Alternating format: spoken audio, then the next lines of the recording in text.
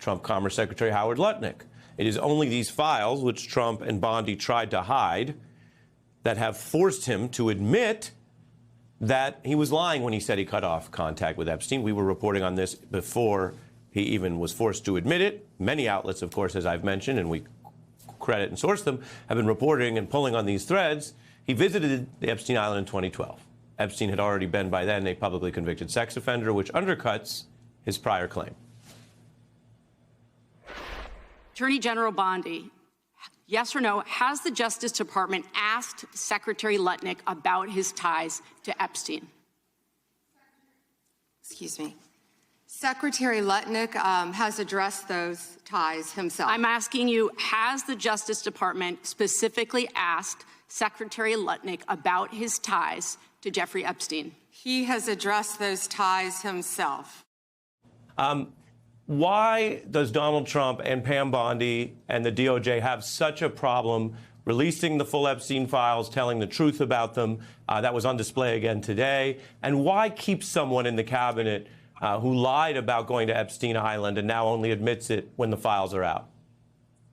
Well, first of all, thank you for having me. Listen, I'd say the first thing regarding Epstein, what started off as a small brush fire, it has turned into, an inferno. You've seen these Epstein files, in the process of potentially taking down a government in Europe. There's certainly a test of leadership for the prime minister in the UK as a result of these things. And then the brush fire has spread, transnational. Here in the U.S., this is more than just a drip. These allegations, this evidence that exists is jarring and it's shocking. It hurts the nerves. I'm confused myself at how sloppy this process has been. I think we've heard, Chief of Staff Susie Wiles talk about how this has been bundled by the Justice Department, and the result is that bundling. We have been stumbling along, for nearly a year. And in my view, the perspective I have, there's really no winning in this situation. There's not going to be enough information that will ever be released that'll satisfy everybody. And the way this is, they've sort of self-weaponized the issue against themselves, that almost at every turn there's even more and more suspicion. And so, in my view, when it comes to media strategy, when it comes to times of crisis, you try to resolve these things as fast as possible and stop the drip. I think in Trump's view, it's just, in his administration view, I think they benefit from the opposite of just drip for every day. And, more information becomes more jarring. Now, I will say this. There are a lot of, bad actors in this. The vast majority of them have actually been from the Democratic Party. You've had Larry Summers, who's had to resign from Harvard. We showed that. We had Larry Summers on a chart up earlier tonight. Happy to get into that, but I did want to get an answer from you. You say they've bungled it. If you don't think it's good to go to Epstein Island, and you don't think that's a good idea, and you worked for Trump, why keep someone around who went to Epstein Island and lied about it? Yeah, I think the line is, the candor is the issue that ultimately Lutnick has to have with his constituency, which is the U.S. Senate. But as for him going to the island, I mean, you make it sound as if he went to the island with a bunch of other men. He went with his family. He went with his wife. He went with his kids. So his association with the island isn't tainted as others' association with the island is, where they have these grand parties. And then I want to get Michelle a turn, but just to drill this, and the Attorney General was asked about today. You think Donald Trump is fine? You worked for him twice. It's fine to keep someone who went to the island under the conditions you mentioned, but lied about it up until the files busted him. You think that's fine? No, listen, I think what Donald Trump, I think what this administration does in these situations is they always, rally around the team. And primarily because they're never going to let the media get this win of a Republican scalp, of an administration scalp. So I think this administration will tolerate a lot more than previous administrations, just to prove that the media is not driving the narrative, that they're driving the narrative. And I think they've proven that. Michelle, time after time, it's always been the case. Let me give Michelle a turn. Michelle, go ahead. Well, I don't think it's about the media driving the narrative. It's about the public driving the narrative, right? And they kind of are showing over and over again that they will not respond to public outrage. It's why we see in democracies that are still functioning. I mean, I think Great Britain is a great example.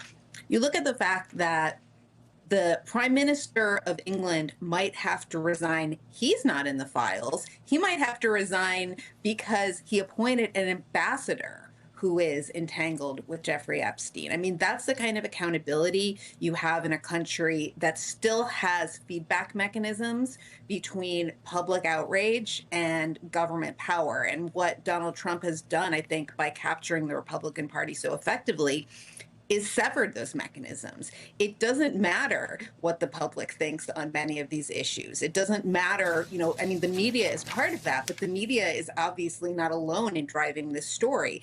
What Donald Trump stands for is impunity, and that's why he will protect people who kind of clearly in any other sort of an administration would be rendered unfit by, put aside whatever the files show or don't show about their relationship by just the forthright lying about it. And Brian, while I have you here, the immigration clashes are huge.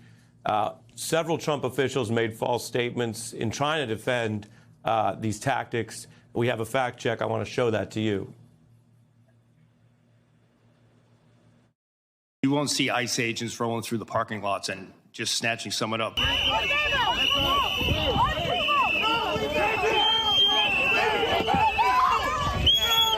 An American citizen shouldn't carry or shouldn't feel the need to carry. Let me tell you what's. I don't know. I think You have a little database of Americans. No, sir, we don't. I can assure you there is no database that's tracking United States citizens. Yeah, why are you taking my information down? because we have a nice little database. You worked at a Trump campaign that vowed going after immigrant criminals, but not this. Have they gone too far? Should the president apologize to the Americans killed in this overreach? Yeah, listen, I come from California, so I know the works of anti-immigrant rhetoric that has hurt the Republican Party. I think the policy of mass deportation of illegal aliens makes sense. I think the voters want that.